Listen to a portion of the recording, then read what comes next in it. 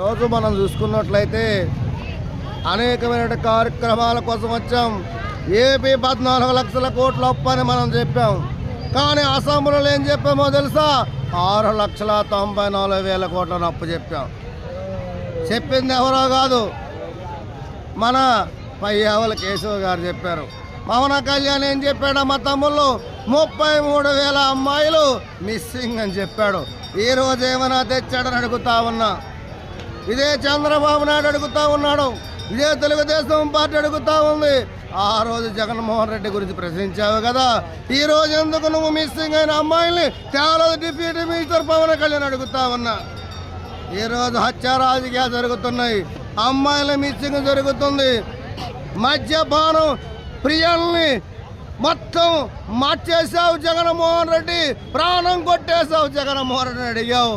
కానీ ఈరోజు ఇదే మద్యం బాటల్లో 4 లారీలు దొరికినప్పుడు ఏం చేసావు చంద్రబాబు నాయుడు గారు అడుగుతా ఉన్నా. ఇది కూడా మన కూటమి ప్రభుత్వం కదా. చంద్రబాబు నాయుడు గారు, మన లోకేష్ బాబు గ్యారంటీ, బాబు సూరిటీ, జాబు గ్యారంటీ అని చెప్పి ఇంటింటికి కూడా మనం ఇంత పెద్ద కాగితాలు ఇచ్చి 100 సంతకాలు పెట్టుకొని 50 ఏళ్ళు పెన్షన్ అన్నావు.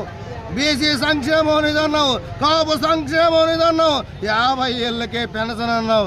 ఈ పెన్షన్ ఏమైందని అడుగుతా ఉన్నా. నిరుద్యోగ వృత్తి 3,000 అన్నావు. 10-18 సంవత్సరాలు తీటిన వాళ్ళకి 1,500 అన్నావు.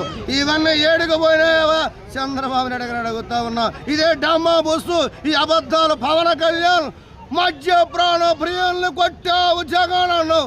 ఇంత మోసాలు జరుగుతుంటే ఏం చేస్తున్నావు పవన్ కళ్యాణ్ అడుగుతా ఉన్నా. ఇదే పవన్ కళ్యాణ్ గారు సభల్లో చెప్పారు, కాళ్ళరెగరేయాలి, మీసం తిప్పాలన్నావు, వైసీపీ నాయకులు తొక్కేయాలన్నావు. నువ్వు తొక్కడం మాటలు తప్ప చేతల వల్ల కాదు. ప్రజలు ఊరుకోరు, ఇవన్నీ కూడా ప్రజలు చూస్తున్నారు. తమ్ముళ్ళు, జగన్మోహన్ రెడ్డి ఒక ప్రజల మనిషి, ఒక ప్రజల కోసం పనిచేసే వ్యక్తి. చంద్రబాబు నాయుడు కాదు, జగన్మోహన్ రెడ్డి చెప్తా ఉన్నా. బటన్ నొక్కడ ఈజీ అన్నావు. 2,75,000 కోట్ల రూపాయలు ఇచ్చిన వ్యక్తి జగన్మోహన్ రెడ్డి. సంక్షేమం నిధి 1,36,000 ఉద్యోగాలు, సచివాలయ ఉద్యోగాలు, 15,000 సచివాలయాలు కట్టాడు. 17 మెడికల్ కాలేజీలు, ఆల్రెడీ 6-7 మెడికల్ కాలేజీలు కూడా పూర్తి చేసిన వ్యక్తి జగన్మోహన్ రెడ్డి.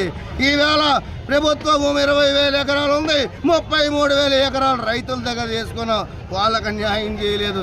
ఇంకా 16,000 ఎకరాలు కావాలంటున్నావు. చంద్రబాబు నాయుడు గారు ఇవాళ హైదరాబాద్ మొత్తం కలిస్తే 2,250 ఎకరాల్లో రాజధాని ఉంది. కానీ నువ్వు రాజధానికి 70,000 ఎకరాలు అవసరం అని అడుగుతా ఉన్నా. ఇదే చంద్రబాబు నాయుడు గారికి, ఇదే పవన్ కళ్యాణ్ గారికి ఏమైతా ఉంది? హైదరాబాద్లో క్రికెట్ స్టేడియాలు లేవని అడుగుతా ఉన్నా, హైదరాబాద్లో ఇంటర్నేషనల్ ఎయిర్పోర్ట్ లేదా అని అడుగుతా ఉన్నా. అన్ని కలిపినా కూడా 7,000 ఎకరాలు లేదు. కానీ 75,000 ఎకరాలు నీకు ఎందుకు అడుగుతా ఉన్నా. ఇదే హైదరాబాద్లో కేసీఆర్ గారు కడితే 650 కోట్లతో సచివాలయం నిర్మిస్తే, 1,150 కోట్లతో నువ్వు తాత్కాలికంగా నిర్మిస్తే, 1,500 కోట్లతో నీకు ఇవన్నీ అవసరం అని అడుగుతా ఉన్నా. దానికి 1,000 కోట్లను దోచుకుంటున్నావు. కులం అని విభజిస్తున్నావు తప్ప ఆంధ్రప్రదేశ్ అనేది ఒక స్వర్ణాంధ్రప్రదేశ్ అంటే అన్ని కులాలకి, అన్ని ప్రాంతాలకి, అన్ని గ్రామాలకు కూడా ఒక అద్భుతమైనటువంటి కుటుంబ పాలనగా రావాలని ఇదే తెలుగుదేశం పార్టీకి అడుగుతా ఉన్నా. కానీ ఇవాళ తెలుగుదేశం పార్టీ చేస్తున్నది, ఈ మంత్రి నారాయణ చేస్తుంది, ఈ డమ్మాబుస్సు అబద్ధాల పవన్ కళ్యాణ్ చేస్తున్నది, ఈ అబద్ధాలు లోకేష్ చేస్తున్నది, ఈ అబద్ధాలు చంద్రబాబు చేస్తున్నది. ఒక్కటైనా నిజం ఉందా అని అడుగుతా ఉన్నా. మీరు అసెంబ్లీలో ఏం చెప్పారు? 14 లక్షల కోట్లు అప్పు అన్నారు. జగన్మోహన్ రెడ్డి భూములలో లాక్కున్నాడు అన్నారు. అది కేంద్ర ప్రభుత్వం చేసిన సర్వే. కానీ మీరు కావాలని అబద్ధాలు చెప్పి, ఎవరో పీకే శర్మ చెప్పారని అబద్ధాలు చెప్పి మీరు అధికారంలోకి వచ్చారు. ఈవీఎం ట్యాంపరింగ్ జరిగింది. 45 రోజుల తర్వాత అది ప్యాకలు కూడా చింపేయాలి. కానీ గెలిచిన రోజే, 2వ రోజే ఈవీ ప్యాకలు కూడా చింపేశారు. కనీసం ఎవరైనా అడిగితే కేసు పెట్టి లాక్కున్నారు. 12% ఓటు బ్యాంకు సాయంత్రం 6 నుంచి రాత్రి 10 వరకు కూడా ఎందుకు జరిగింది? ఇలా ఈ ఎలక్షన్ కమిషనర్ మీ వాడే, అంతా బీజేపీ, అంతా టీడీపీ, మీ ఎన్డీఏ కూటమి కదా చేసిందని అడుగుతా ఉన్నా. ఒక్కదానికి కూడా సుప్రీంకోర్టు మిమ్మల్ని అడిగితే ఎక్కడైనా సమాధానం చెప్పారో తమ్ముళ్ళని అడుగుతా ఉన్నా. ఇదే చంద్రబాబు నాయుడు గారికి అడుగుతా ఉన్నా.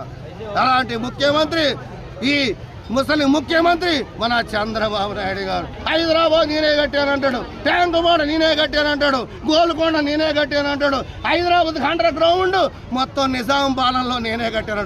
హైటెక్ సిటీ వచ్చింది మీ మురళీమోహన్, మీ భూములు, మీ మురళీమోహన్ భూములు, మీ భూముల్లో మీరు కట్టుకున్నారు. మీరు కమిషన్లు తీసుకుని కట్టిన ముఖ్యమంత్రి ఈ చంద్రబాబు నాయుడు గారని అడుగుతా ఉన్నా. ఇదే స్టేజ్ పైన ప్రజల తరపున అడుగుతా ఉన్నా. నువ్వేం చేసావని అడుగుతా ఉన్నా. కరెంటు తీగల మీద రైతులు బట్టలారేయాలన్నావు. ఉచిత కరెంటు రైతులు అడిగితే ఎందుకు ఓడిపోయాని అడుగుతా ఉన్నా. సొంత మాంక వెన్నబోడు పడిచావు తప్పితే నీ సొంతంగా నీకంటూ తెచ్చిన ఒక్క పథకం ఉందని అడుగుతా ఉన్నా. ఒక్క పథకం చంద్రబాబు నాయుడు గారు మీరు చెప్పండి. మీరు ఏం తెచ్చారు? ఒక్క పథకం.